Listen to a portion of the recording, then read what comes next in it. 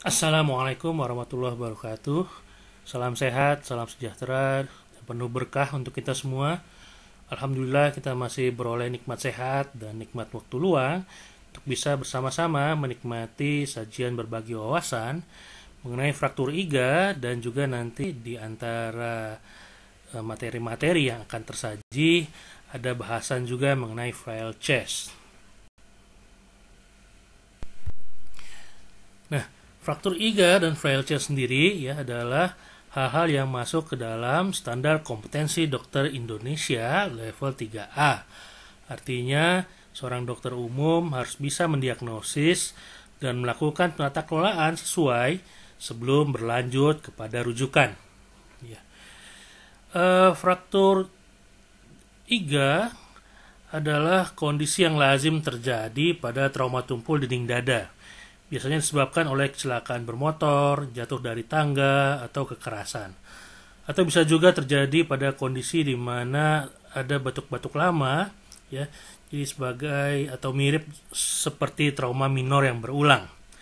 Bila fraktur mengenai lebih dari 5 tulang iga, biasanya akan memberikan hasil klinis dan prognosis yang lebih buruk.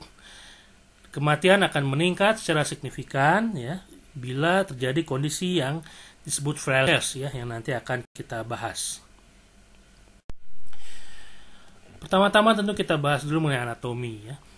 Dinding dada terdiri dari 12 pasang tulang iga yang masing-masing tulang iga berartikulasi ke posterior dengan tulang belakang atau vertebra.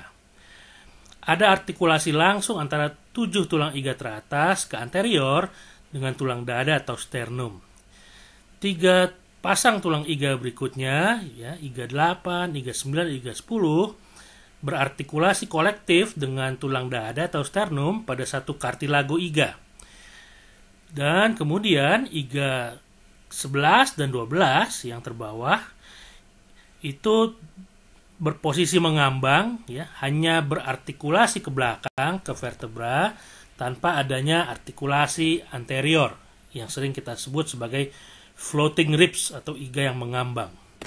Kemudian ada berkas neurovaskuler yang berjalan ya di interior dari iga yang bersesuaian yang berisi komponen arteri, komponen vena dan komponen saraf interkostalis. Trauma benturan energi tinggi langsung pada dinding dada adalah penyebab tersering ya seperti tadi sudah diungkapkan ya, kecelakaan lalu lintas ya, jatuh dari ketinggian ya. Dan sudut posterolateral dari tulang iga merupakan titik terlemah yang tersering mengalami kejadian patah. Pada anak kecil, di mana jaringan tulang iga masih relatif elastis, ya, sangat jarang ada kecelakaan lalu lintas atau benturan yang menyebabkan patahan, ya. Perlu kekuatan yang lebih besar ya, yang signifikan untuk mematahkan iga sehingga bila ada kejadian patah tulang iga pada pasien anak kecil, kita harus pertimbangkan atau curiga ada faktor penyebab kekerasan di situ. Ya. Kondisi batuk-batuk lama, trauma minor berulang ya, misalnya stress fracture iga 1 pada atlet lontar ya, atlet atletik yang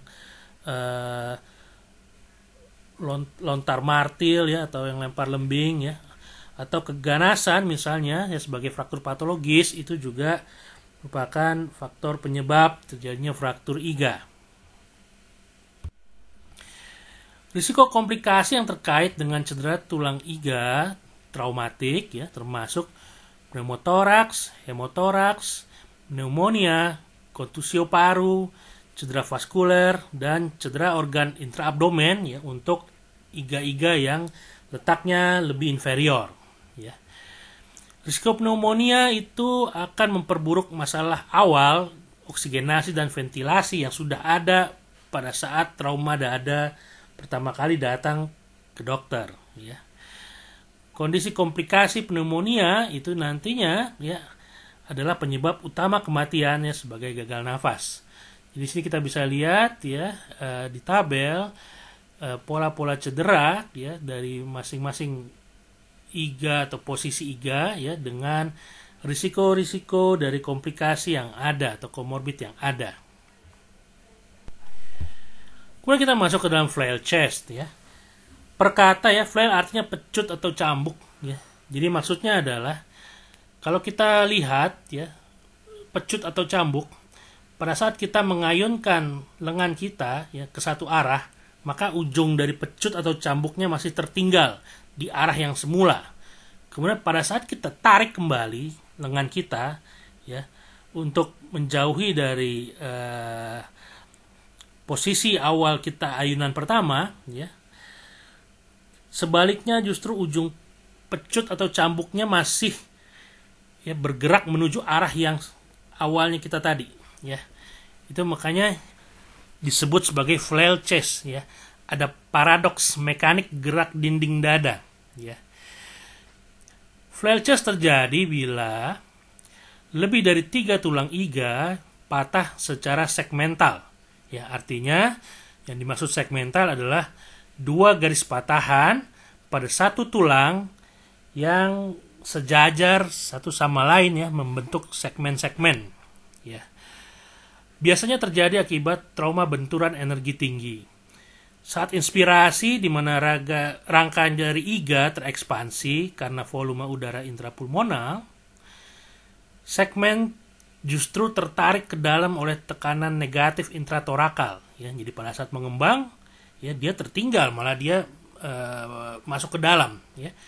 Dan saat ekspirasi di mana rangka iga menyempitkan diri ke dalam ya, segmen justru tertinggal ya, masih dalam kondisi terkembang ya, dan mengambang dalam posisi tidak stabil ya, makanya disebut sebagai flail chest ya. Nah, kondisi ini pada akhirnya akan merusak mekanisme ventilasi dan menyebabkan breathing fatigue atau keletihan bernafas. Evaluasi gejala dan tanda ya. Prinsip evaluasi dan kelola ya pada fraktur iga dan flail chest ya tentunya sama dengan prinsip evaluasi dan kelola trauma pada umumnya ya, didahului dengan evaluasi survei primer ABCDE dan kelolanya ya, resusitasi bila mana dibutuhkan ya. Komplikasi dari pneumotoraks dan hemotoraks merupakan kegawat daruratan mekanisme bernafas atau breathing dan sirkulasi, sehingga sangat penting dan mendesak untuk dilakukan pengelolaan sesegera atau seawal mungkin ya pada kondisi dari fraktur iga atau flail chest ini ya. Bila mana kita temukan ya tanda-tanda klinis bersesuaian dengan kecurigaan pneumotoraks atau hemotoraks ya, kita siapkanlah chest tube dan water seal drainage.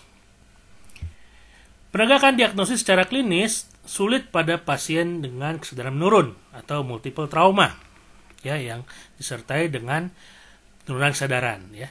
Tetapi pada pasien-pasien dengan masalah trauma atau cedera tunggal ya, tanpa adanya penurunan kesadaran misalnya, dengan mengidentifikasi nyeri yang terlokalisir pada dinding dada, terutama pada saat bernafas dalam ya, inspirasi dalam, kemudian saat diraba dengan tekanan ringan ya, terasa nyeri yang luar biasa. Kadang ada gambaran jejas deformitas ya di area yang di bawahnya terdapat iga yang mengalami patahan ya. Itu kita bisa mencurigai adanya diagnosis fraktur iga ya. Pada auskultasi ya, kita juga harus mencari dan mengantisipasi dari kemungkinan komplikasi ya, misalnya pneumotoraks ya, kita periksa ya, bila ada hilang suara nafas di satu hemitoraks yang terkena ya, kita harus curiga bahwa itu ada pneumotoraks ya. Tension pneumotoraks terjadi bila segmen patahan iga bergeser merobek pleura ya, sehingga ada akumulasi udara ya mengisi rongga pleura ya. Pada kondisi ini harus dilakukan dekompresi dengan jarum ya untuk mencegah kolaps kardiovaskular. Fraktur iga yang tidak bergeser ya, undisplaced, seringkali luput deteksi secara radiologis ya, karena gambaran dari opasitasnya ya itu seringkali seperti lazimnya koste atau iga biasa ya. Modalitas pencitraan pilihan untuk cedera dinding dada ya adalah CT scan ya. Biasanya itu akan memberikan informasi yang lebih jelas ya untuk dokter dan juga untuk pengidapnya. Fraktur iga yang isolated ya pada pasien dewasa muda dengan komorbid minimal ya jarang sekali memerlukan perawatan rumah sakit ya. Hal yang menentukan ya pengelolaannya ya rencana pengelolaan itu biasanya adalah usia dari pengidap ya, jumlah tulang iga yang terkena yang patah dan konfigurasi patahan ya. Apakah unilateral atau bilateral, apakah simple ya atau segmental atau frail chest ya dan seterusnya. Prinsipnya adalah pengelolaan nyeri ya, karena rasa sakit yang signifikan itu akan membuat pengidap bernafas pendek-pendek, membuat pengidap menahan refleks batuk ya karena nyeri. Hal-hal yang menjadi risiko bila kelak ada kondisi atelektasis yang terbangun ya dan komplikasi pneumonia ya.